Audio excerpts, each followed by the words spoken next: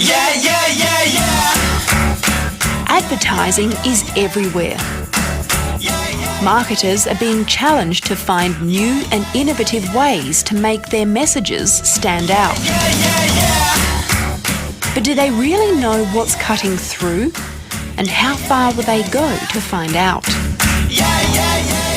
Advertisers are now teaming up with neuroscientists for answers.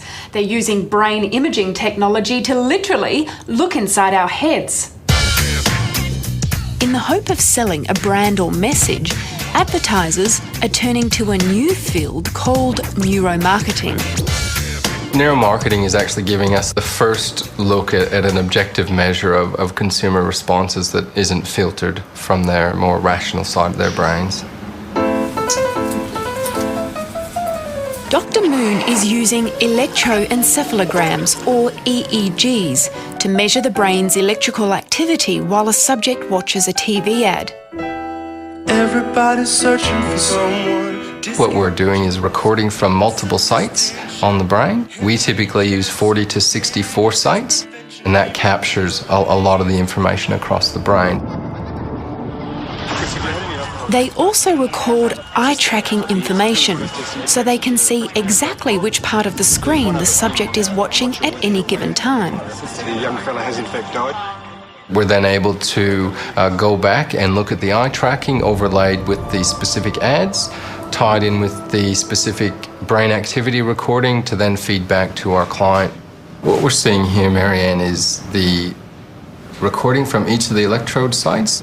And then what we're seeing here is a brain model of the recordings so that we can actually then start to understand which areas of the brain are being activated. Yellow is the stronger activation, the darker the colour is the less activation. That's what we want to see. So you can actually see in real time different parts of the brain firing up? That's right. So as the movie plays along, you actually will be able to see the brain changing as the EEG changes. This process can reveal the parts of an ad that elicit the strongest emotional response. And that's mainly what advertisers want to know. If it's a concept ad, what parts of the concept are working, which parts aren't. And if it's a finished ad, we can go back and say you've wasted your money if it wasn't working, or good job, your creative department has done a bang-on job. Advertising veteran Don Jeffrey believes we need to know what motivates someone to buy a product.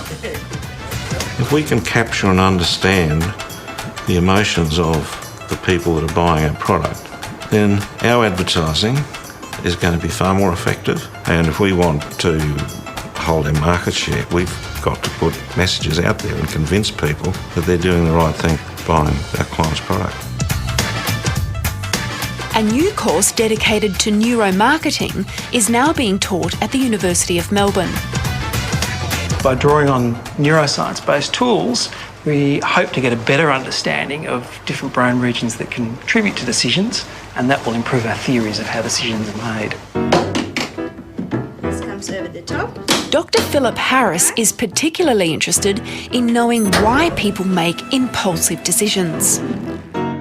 We conducted some functional magnetic resonance imaging research, and by doing that we were able to see which areas of the brain were actually involved in that decision-making process.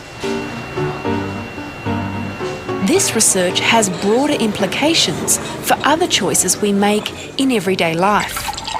Addiction-related issues are very much draw on these same processes. So my choice of whether I will have that cigarette now or abstain and have a longer life, or whether I'll have that hamburger or a healthy meal. It's that same basic process of choosing the immediate reward versus something that's better for me later on.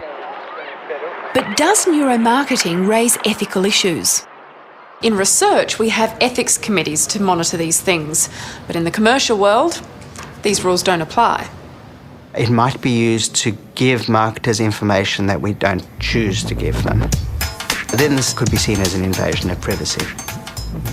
A far more serious ethical issue to my mind is the manipulation of people's decisions.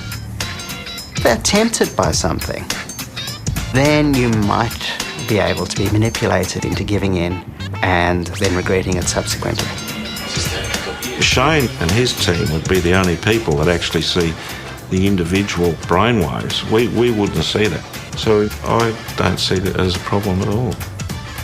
I think it's important that people understand it is another tool. It's not going to replace focus groups. It's not going to replace online research. It's just another one in the toolbox that people need to be aware of. And depending on what they want to try to achieve, they can now use neuromarket research.